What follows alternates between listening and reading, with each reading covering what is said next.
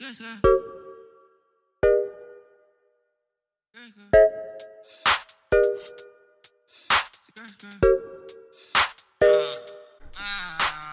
folks, welcome back. My name is Joy. And of course, the clownery continues, or why else would I be here? This time, J-Lo is the main attraction. So last week, J-Lo, you know what? Why am I still doing this? I'm calling her Jennifer Lopez. And I'm going to try my best because I'm not doing this J-Lo shit. That's one of the reasons we're here right now. People getting called J-Lo and these little cute nicknames that are not really theirs to really take on. So Jennifer Lopez released a new song with Maluma, I believe it's pronounced, called Lonely. In the track, Jennifer Lopez recites this line in Spanish. And people have like sleuthed all around the internet. I've seen it. I always do my little research with my videos. And they have, the song is in Spanish. But of course, I'm translating it in English here. And they've like said, look, there was no mistake. This is what she says. She says, "I'll always be your black girl from the Bronx." Now, after hearing it, I can honestly say I'm surprised. That's right. I said I'm surprised. Because I really did think Jennifer had finally settled down into her, what can I say, her identity, her own identity. That she finally felt comfortable as a white Latina with her boo, Alex Rodriguez. She's been showing off her Hispanic babies lately, and I feel like she is this confident, just like, finally. She's not trying to be these other people. But I really should have known better. Because Jennifer Lopez, a.k.a. Bennifer, a.k.a. J-Lo, a.k.a. Jenny from the block. And again, her fans will just say these are cute little nicknames that the press came up with. But no, these are Jennifer Lopez's different grifts.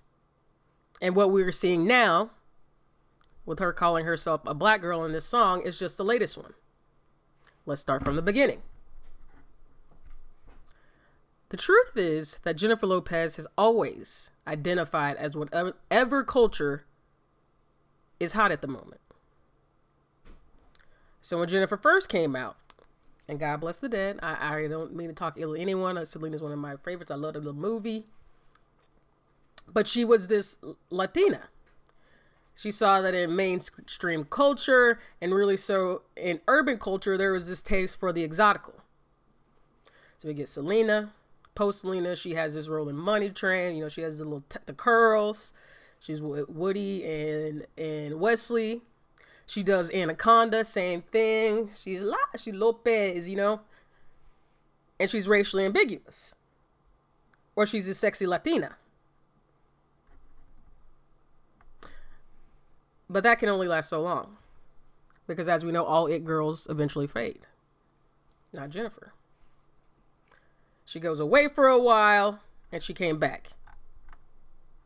And what? What do we get? What do we get, people? Y'all think I'm joking, but what do we get? There is this break at about 98, 99. And this old Jennifer goes away, and we get the "I'm Real," who's in every song with Ja Rule, pretending she's singing when we all know it's Ashanti the whole damn time. This is the puffy Jennifer, the Jennifer that dates Diddy. 99, 2000. Think about it. She gets the photo of her and Diddy in the bandanas. When did y'all ever see Selena in a damn bandana fit? So I'm telling y'all what she turned herself into. This is the same time that she wears that green Versace dress to the Grammys. And who is she? She's this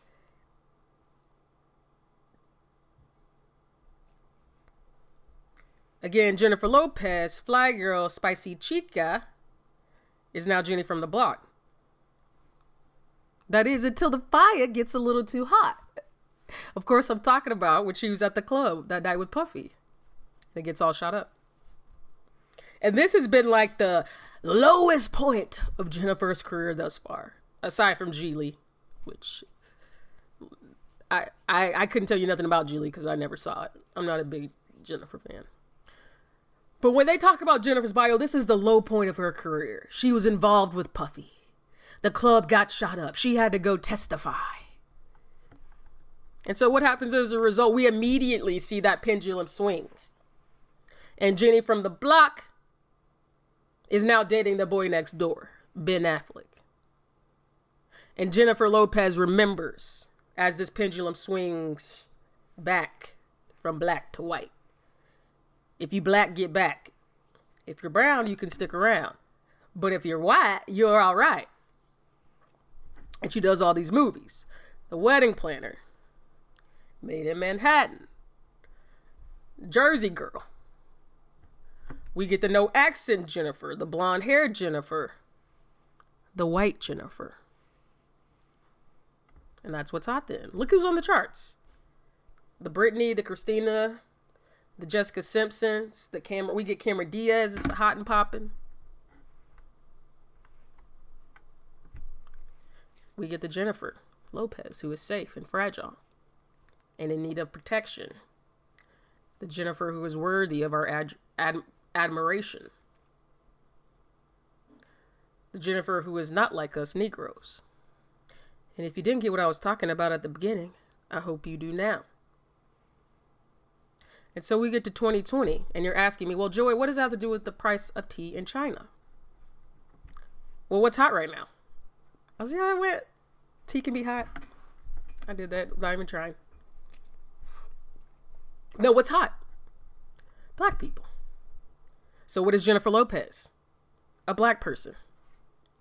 And what do I mean by hot? Because we know ADOS, African Americans, we've always been hot. I mean, Jennifer Lopez is a narcissist. And since the media would have us believe that the Black Lives Matter movement is actually prescient in the minds of the public, that politicians are actually going to do something about it, it's getting this framing as the question of our times. And sure, I believe it is, but I actually believe that the media would just like for you to believe that that is. But since we're being led to believe that Black Lives Matter and Jennifer is black, then Jennifer's life matters. And this is what I've said forever about white women. If they feel they are being left out, that they might not get to play the victims or take center stage for just half a second. That's all it takes. Because we've been in this pandemic of police brutality for the summer, as the media likes to say. We know it's been longer than the summer. It's been longer than a year, many years, decades. But if they can't be the center of attention for just half a second, we saw that how they were in the uproar about that Bill Burr stand-up routine on SNL recently, where he basically said that white women are taking up all the damn air in these movements that are supposed to center black people. And they got it. Point proven with the backlash. But this is what I mean. If they're not the center of attention for just half a second, then there's a problem. And either they become, these white women, they become the Tommy Laurens of the world and eternalize their spite of the basic white woman. They hate everything white woman, but they don't know that. They think they are everything white woman. Or they become the Jennifer Lopez's of the world who take on and off identities depending on which way the tide is blowing. So that they can then themselves be the center of attention yet again. And I've said this before. This is where we get this vague queer term where white people who have no other identity to latch on to, they become queer. Racially ambiguous Latinas or other folks, again, the Jess La Bamberas, the Rachel Dolezals, become black. Oppressed. Victims. And I don't say that facetiously, but that's what they believe. If I can be black, then I can be all these other things. I can have struggled. I can have come from a legacy of people who built this country. I can then talk with authority. Well, Jennifer Lopez is not black. Jennifer Lopez has never identified as black in her entire career. And this is dangerous that she just decides to now, and only some folks have a problem with it. Some people are perfectly fine. It's just a song. It's just song lyrics. It was an accident. It was mistranslated. But no, it goes beyond that. Because simple folks will say that if Jennifer Lopez is black, Then so is just La Bambera, so is Rachel Dolezal, so is all these other professors of Africana studies who go to the tanning salon every day and put a perm on their hair and can leap in and out of blackness or whatever identity they want to put on that day, that year for their dissertation or for their application to be a professor at somewhere. The other thing that happens is Jennifer Lopez then gets to stand in as black. So she's not just a Latina, she gets to be a black Latina or black or whatever. She gets to stand on stage and be black while other actual black people, I should say, are in the audience watching. And I don't have to make it up. It already happened with the Motown tribute.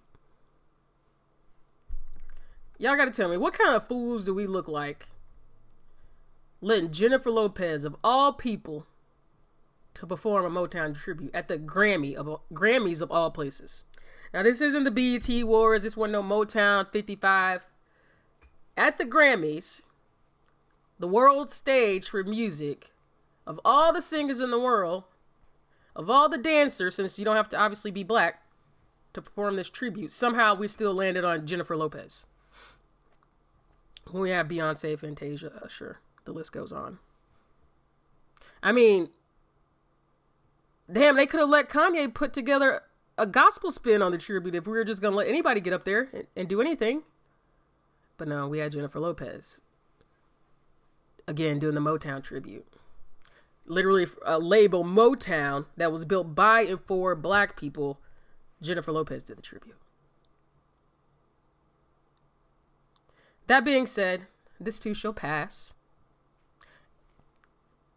And we'll have to look forward to who Jennifer Lopez decides to become next. Because she will decide to become something else next, as we've seen. But that's what I got, folks. Let me know what you think by leaving a comment below. And then don't forget to like and subscribe too. And I will talk to you next time. Bye.